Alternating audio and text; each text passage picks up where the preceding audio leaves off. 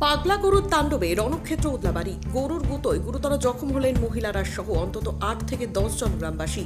এই ঘটনাকে কেন্দ্র করে তীব্র আতঙ্ক ছড়িয়েছে মাল ব্লকের উদলাবাড়ি, বিধানপল্লী এবং হাসপাতাল পাড়া এলাকায়। জখমদের মধ্যে বেশ কয়েকজন অবস্থা আশঙ্কাজনক। স্থানীয় সূত্রে জানা গিয়েছে, উদলাবাড়ি বিধানপল্লীর বাসিন্দা শিক্ষা সরকারের একটি গরু গত কয়েকদিন ধরে অসুস্থ ছিল। চিকিৎসকদের অনুমান ছিল গরুটিকে কোনো জলাতঙ্ক আক্রান্ত পাগলা কুকুর কামড়েছে। গতকাল সন্ধ্যে নাগাদ গরুটি আচমকায় গোয়ালঘর থেকে দড়ি ছিঁড়ে পালিয়ে যায়। এরপরে শুরু হয় উন্মত্ত তাণ্ডব। রাস্তাঘাটে বা অলিগলিতে যাকে সামনে পেয়েছে তাকেই তাড়া করে গুঁতো মারতে শুরু করে গরুটি। উন্মত্ত গরুর হামলায় একে একে জখম হন প্রায় ১০ জন পথচারী। আহতদের মধ্যে ৫ জন মহিলা রয়েছেন বলে খবর। কারো হাত ভেঙেছে, কারো মাথা ফেটেছে, তো কারো আবার বুক ও পেটে গুরুতর আঘাত লেগেছে।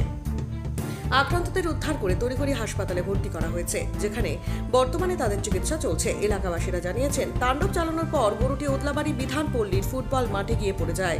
বর্তমানে গরুটি সেখানেই রয়েছে, কিন্তু এই ঘটনার পর থেকে গোটা এলাকায় চরম আতঙ্ক ছড়িয়েছে। রাস্তায় বের হতে রীতিমতো ভয় পাচ্ছেন সাধারণ মানুষ।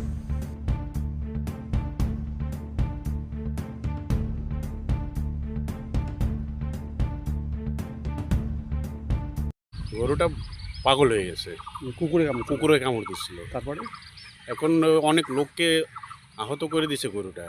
এখন আসছে মাঠে পড়ে আছে। কার গরু এটা জানা গেছে? গরুটা মনে করলো যে সবাই বলতেছে শিখার গরু। তো কেউ শিখা- আসছে এটাকে উদ্ধার শিখা করতে? তো একবার আইসে দেখা উচিত ছিল যে গরুটা পাগল হয়েছে, কাউকে ঢিসা দিচ্ছে, কাউকে কামড় দিচ্ছে, এরকম করে কতজন আহত হয়েছে? 7 জন বলছে।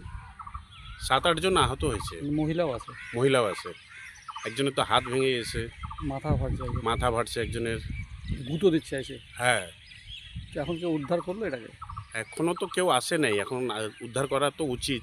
আরও তো আহত হতে পারে লোকজন। আরও আহত হতে পারে। এখন মাঠে শুয়ে আছে, যদি উঠে আবার দৌড় দিল, কাউকে কিছু করলো, তখন তো অসুবিধা না। এটা কোন জায়গা এটা? এটা Odlabari Bidhanpalli football football ground. আপনার নাম? হিরো রাও।